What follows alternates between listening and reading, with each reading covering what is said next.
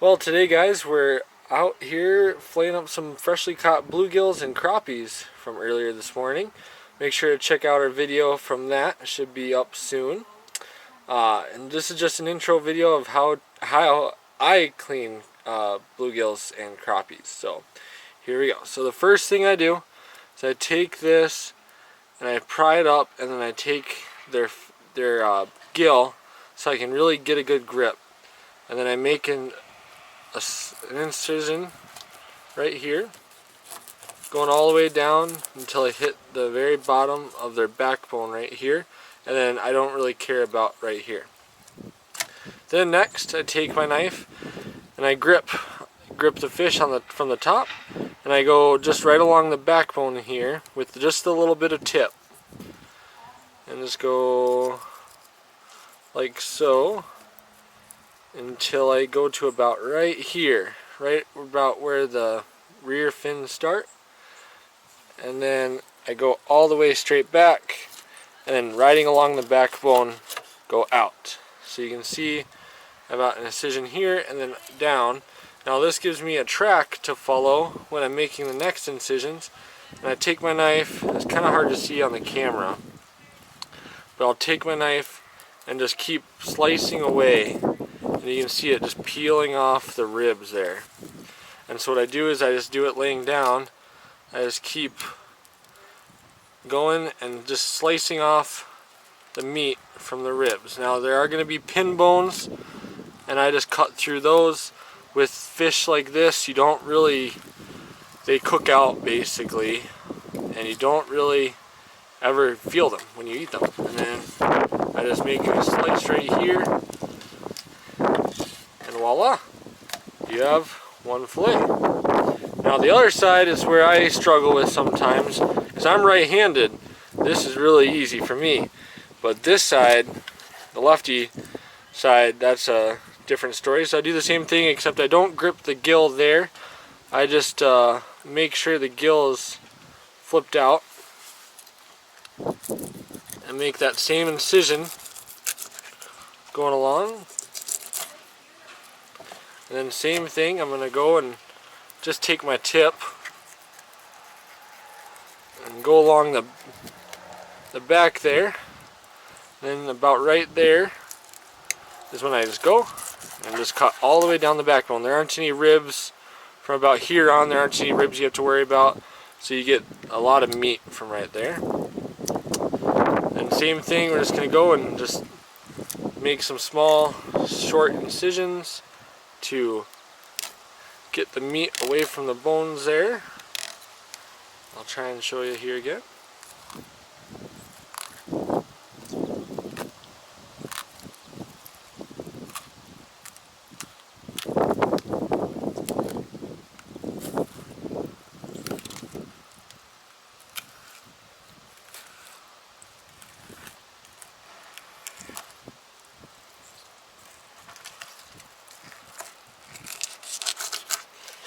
And there we have the fillets. And then Mr. Dan is going to hop in and show you how to skin them real quick.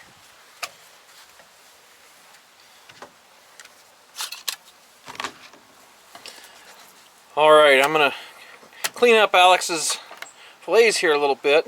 And there's a couple little tricks I'm going to show you here that I do that tend to make life a little easier for me. Slide this down here a bit. One thing I do when I'm doing cleanup is I like to work right along the edge of the board, because I can get that knife handle down, you know, below or as far as it needs to go to have that knife ride right along with the skin there. The other thing is, a lot of people tend to have problems gripping the fish, and a lot of people will use, when they're doing their fillet, they won't take it clear off the fish, and they'll use the tail to hold on to. That's fine. I find you end up losing that last little bit of meat. This way, I'm going to show you how to maximize the amount of meat you get, especially from that tail area. And that's what I got the dinner fork here for. I'm not going to tear into this and eat it right away, but I use it to pin that skin down so I can come right in behind it with my knife. And it's important here, you just let the weight of the knife do the work till you're down and you're to that skin. You can see that pearlescent skin shining through there. Once you're down that far, cut as you rotate it, and you'll get right up underneath between the skin and the meat. And keep this firm pressure down on this. And I'll show you another tip here. Just keep slicing, let the knife do the work, don't fight it. But you see here, I'm bending that blade, and I'm down. I'm able to run my hands down here where I'm not hitting the board and not leaving any meat on the fish. But one, see, it's slipping there already. One thing you can do as you're cutting along is you can flip this up and use your fork to keep progressing and fighting along. That way you're not constantly pulling with the stretch of the skin here.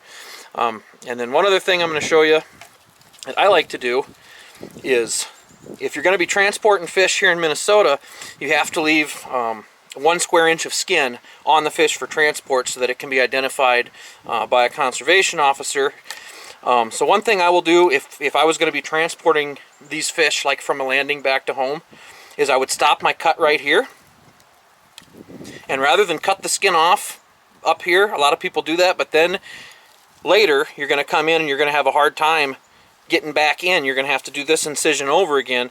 But if you leave it right here, it gives you a handle, and you can clean this up and you can freeze it just like this, and the work's almost done for you. So when you thaw that fish out to eat it, all you have to do is go right back where you left off with that fork in there and just finish your cut. Now we're home now, we're going to be eating this fish, so I don't have any problem taking the skin all the way off.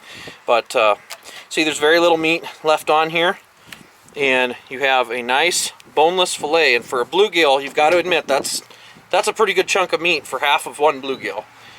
I'll show you the other one here quick with a little less explanation.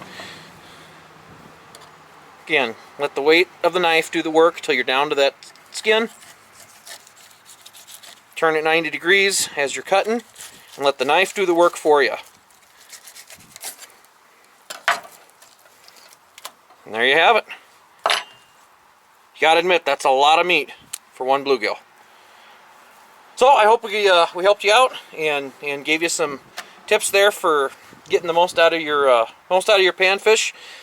You know, we owe it to the fish to get as much out of them as we can harvest, and I think our little fillet system here we came up with is a great way of doing it.